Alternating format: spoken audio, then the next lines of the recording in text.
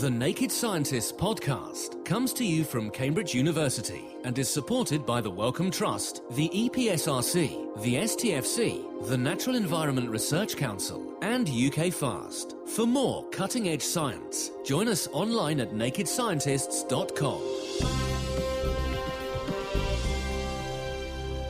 Hello and welcome to Question of the Week from the Naked Scientists with me, Diana O'Carroll. This week I neglected to shave my upper lip, just to see what would happen. Hello, I'm Damon from Blackburn. Do cats' whiskers and human facial hair have anything in common in terms of their uses? Aside from terrifying your boyfriend, what else can a human moustache do? Hello, I'm Nick Crumpton, and I'm a zoologist in the Mammal Evolution and Morphology Group in Cambridge, and we're here in the university's Zoology Museum. Now, to a certain point, the whiskers on your cat's face and the stubble on mine look pretty similar. After all, they're both part of our pelage, our insulating furry coat. But whiskers are a type of specialised hair called vibrissae.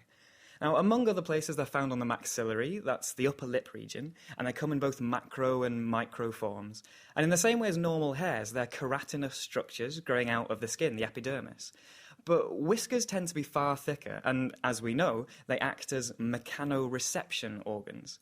Now, obviously, when someone pulls a hair out of my head, it hurts. And to some extent, all hairs act as mechanoreceptors for very light touch. So I can feel if something brushes very lightly up against the hairs on my arm. But vibrissae sport a suite of tactile sensitive organs at their base, so any tiny displacement results in a far more complicated signal being transduced to the animal's brain, where an enlarged portion of its somatosensory cortex is concerned with interpreting signals as spatial information. Now, beardy chaps don't have this sort of specialisation within our brains, and in fact, humans are almost unique in being one of only two mammals known not to sport any vibrissae at all, along with the anteater. But it's recently been reported that the muscles used to move whiskers around are present in the human lip, but as very degenerate vestigial structures. Now, our beards are more than likely the result of sexual selection, like the mutton chops and moustaches on some old world monkeys, and they just help their owners look dashing, if maybe a little bit scruffy. Moustaches don't appear to have much in the way of function for people, and generally, they only really appear on the faces of men.